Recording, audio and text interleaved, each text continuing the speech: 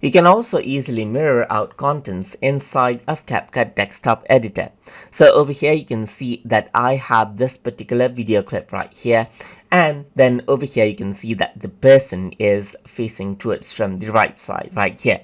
But if I want the person, let's say facing from the left side, then what I can do is I can mirror it out. So to do that, you need to right click on this particular footage right here. Then you need to go around onto edit, and then you need to click on mirror. So once you do that, this is what you have, as you can see. So I can go around and you can see that the video is completely mirrored out right here from left to right.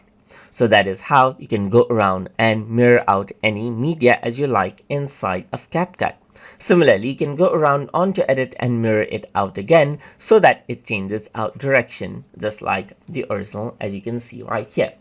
So that is how you can mirror out objects inside of CapCut desktop editor. So I hope you guys learned something as always. And as always, please like, comment, share, and subscribe